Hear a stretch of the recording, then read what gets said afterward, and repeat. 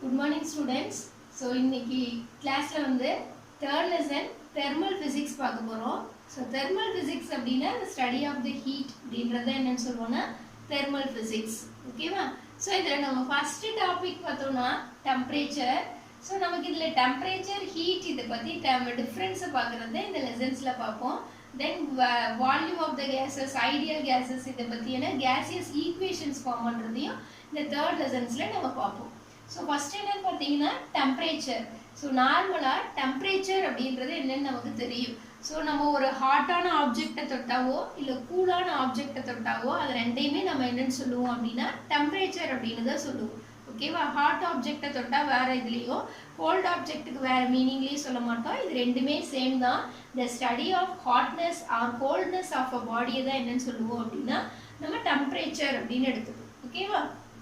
So it is the scalar quantity அப்படினு எடுத்துப்போம். Then இதோட யூனிட் என்ன அப்படினு பாத்தீங்கன்னா Kelvin. ஓகேவா? So இப்போ temperature அப்படிங்கிறது study of the hotness or coldness of a body தான் என்னன்னு சொல்லுவோம்னா temperature.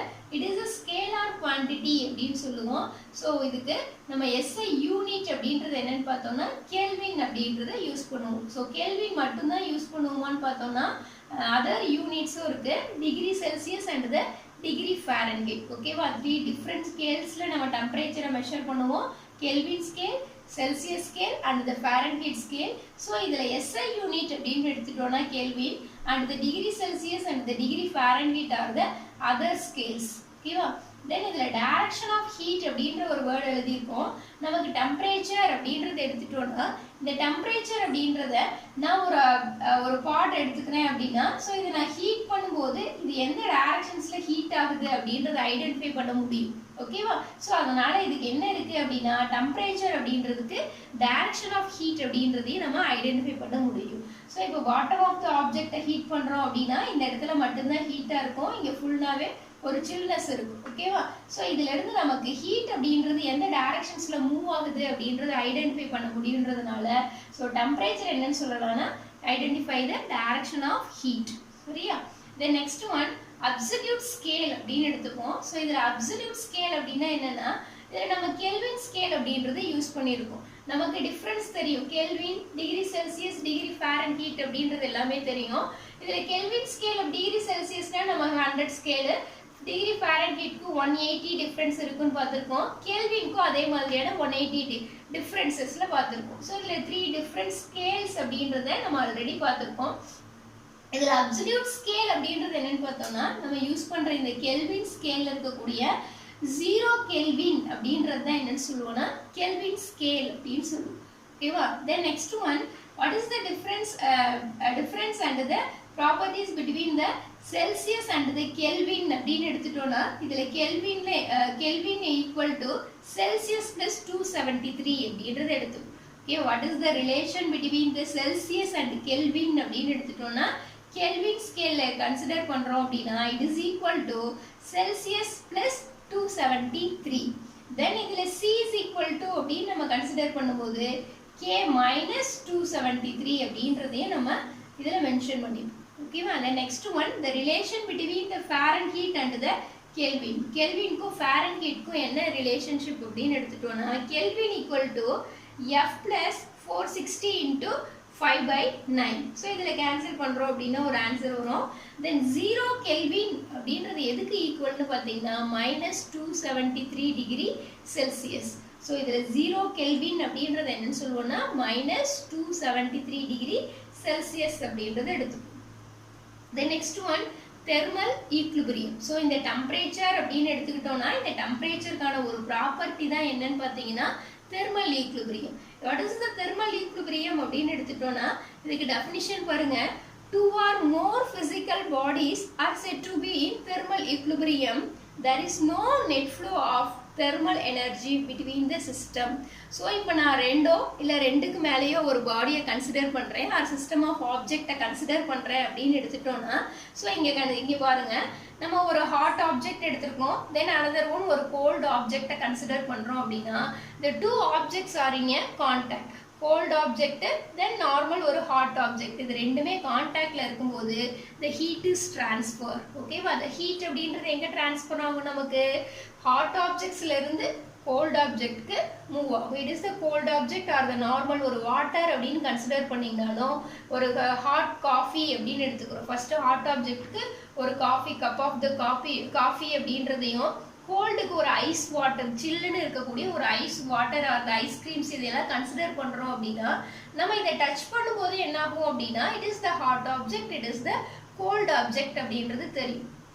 ஸோ ஒரு நார்மலாக ஒரு டீ ஆர் த காஃபி அப்படின்றத ஸோ சடனாக நம்ம குடிக்கணும் அப்படின்னு நினச்சோன்னா என்ன பண்ணுவோம், வாட்டரில் வச்சு அதை நம்ம சில் பண்ண ட்ரை பண்ணுவோம். ஸோ அந்த மாதிரி நம்ம ட்ரை பண்ணுறோம் அப்படின்னா நமக்கு ஹீட் அப்படின்றது எங்கேருந்து எங்கே டிரான்ஸ்ஃபர் ஆகும்னு பார்த்தீங்கன்னா ஹாட் ஆப்ஜெக்ட்ஸ்லேருந்து தான் கோல்ட் ஆப்ஜெக்ட் அப்படின்றதுக்கு மூவ் ஆகும். ஸோ இந்த ஹீட் டிரான்ஸ்ஃபர்மேஷன் அப்படின்றது எது வரலும் இருக்கும் அப்படின்னு பார்த்தோம்னா the heat is equal. ஓகேவா, இந்த ஹாட் ஆப்ஜெக்டும் கோல்ட் ஆப்ஜெக்டும் ரெண்டும் ஈக்குவலிபிரியம், தட் மீன்ஸ் ஈக்குவல் ஆகிற வரலும் இது ஒரு 30 டிகிரி செல்சியஸ் இருக்கு அப்படின்னு எடுத்துட்டோம்னா அப்ராக்சிமேட்லி தென் இந்த கோல்டும் 30 டிகிரி செல்சியஸ் அப்படின்ற ரெண்டுமே ஈக்குவல் கண்டிஷன்ஸ்க்கு வர வரல என்ன ஆகும் அப்படின்னா the heat is transferred. So that is called the thermal equilibrium அப்படின்னு எடுத்துக்கணும்.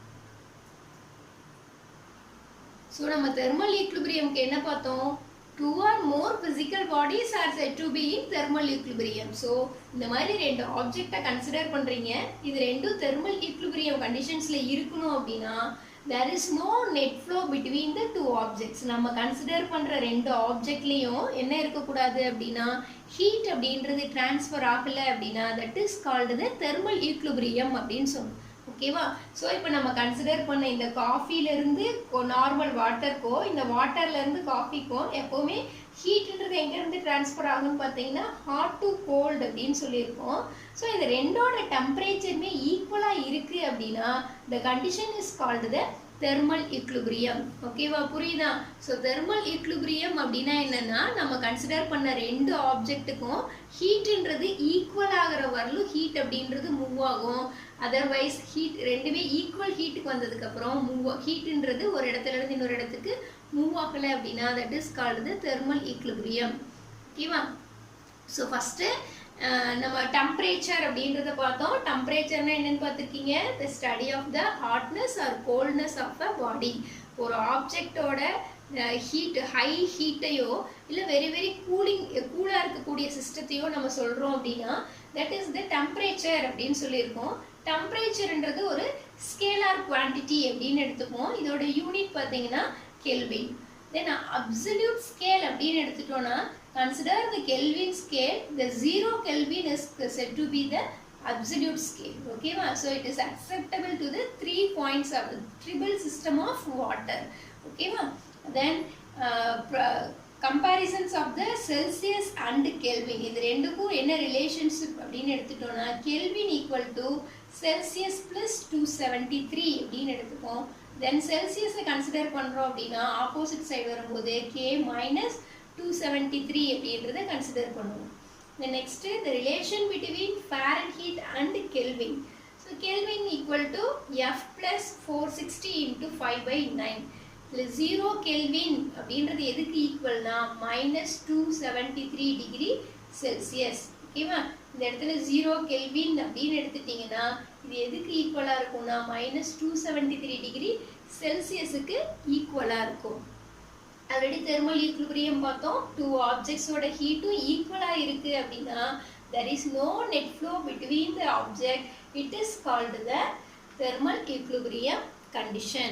ஓகேவா, தென் நெக்ஸ்ட் என்ன பார்க்குறோம் அப்படின்னா தெர்மல் எனர்ஜி அப்படின்றத பார்க்குறோம். So what is the thermal energy அப்படின்னு எடுத்துட்டோம்னா it otherwise called the heat energy அப்படின்னு சொல்லுவோம்.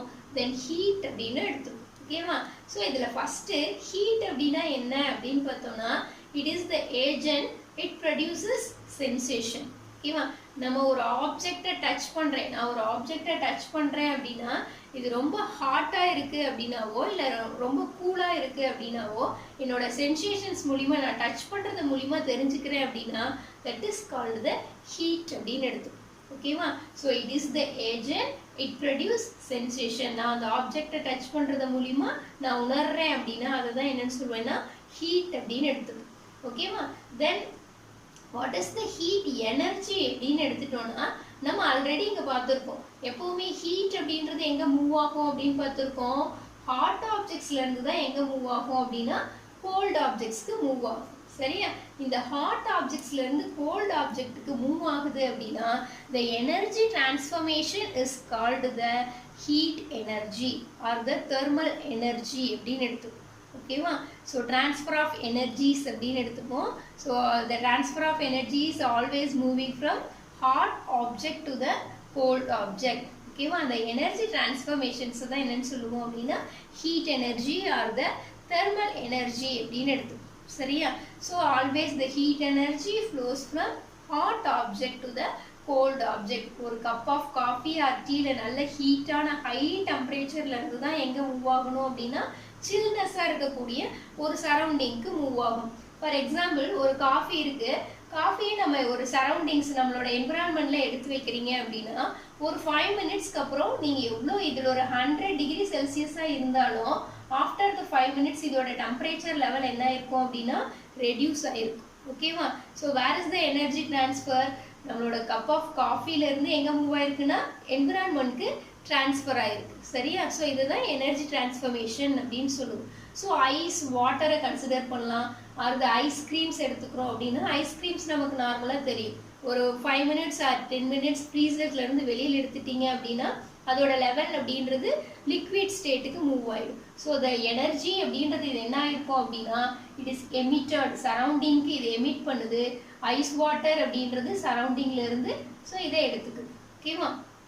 So that is called the energy transformations அப்படின்னு எடுத்துக்கோ. ஓகேவா? ஸோ இப்போ இந்த எனர்ஜி அப்படின்றது ஹாட் ஆப்ஜெக்ட்ல இருந்து கோல்டு ஆப்ஜெக்ட்டுக்கு மூவ் ஆகும் அப்படின்னு பார்த்துருக்கோம். இந்த ஹாட்ல இருந்து கோல்டுக்கு மூவ் ஆகும்போது இந்த 3 டைப்ஸ்ல தான் மூவ் ஆகும். வாட் இஸ் த 3 டைப்ஸ் அப்படின்னு எடுத்துட்டோம்னா கண்டக்ஷன், கன்வெக்ஷன் அண்ட் ரேடியேஷன். ஓகேவா? இந்த energy heat transfer flows heat energy அப்படின்றது எப்படி மூவ் ஆகும்னு பார்த்தீங்கன்னா hot object to the cold ஆப்ஜெக்ட்டுக்கு மூவ் ஆகும். வாட் ஆர் த கண்டிஷன்ஸ் அப்படின்னு எடுத்துட்டோம்னா the 3 properties conduction, convection, radiation. ஓகேவா? இது நம்மளோட சின்ன கிளாஸஸ்லேயே பார்த்துருக்கீங்க. So what is the conduction அப்படின்னு எடுத்துட்டிங்கன்னா ஒரு கப்போ இல்லை நம்ம ஒரு வெசல்ஸை ஹீட் பண்ணுறீங்க. நீங்கள் ஹீட் பண்ணும்போது இந்த வெசல் மட்டும் ஹீட் ஆகுது அப்படின்னா that is the conduction. ஓகேவா? இந்த வெசல் ஹீட் பண்றத நம்ம என்னன்னு சொல்லுவீங்க அப்படின்னா கண்டக்ஷன் அப்படின்னு எடுத்துக்கோ. ஓகேவா?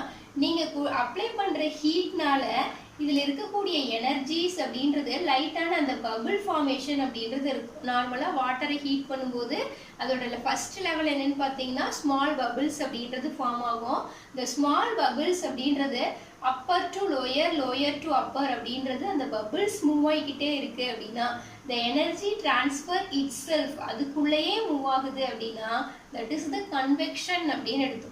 ஓகேவா?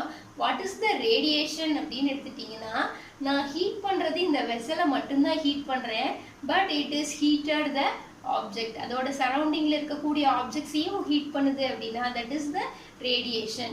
ஸோ இந்த ரேடியேஷன் கான்செப்ட் அப்படின்றது நம்மளோட சன்ல இருந்து இங்க எர்த்துக்கு ஹீட் டிரான்ஸ்ஃபர் ஆகிறது என்னன்னு சொல்லுவோம் அப்படின்னா ரேடியேஷன் அப்படின்னு எடுத்துப்போம். தென் நீங்கள் நார்மலாக ஒரு குக் பண்ணும்போதோ இல்லை சம்திங் நீங்கள் ஹீட் பண்ணுறீங்க அப்படின்னா ஒரு ஆப்ஜெக்டை ஹீட் பண்ணும்போது அந்த ஸ்டவ்வுக்கு நியரஸ்டில் இருக்கக்கூடிய ஆப்ஜெக்ட்ஸும் ஹீட் ஆகுது அப்படின்னா த கான்செப்ட் இஸ் ரேடியேஷன்.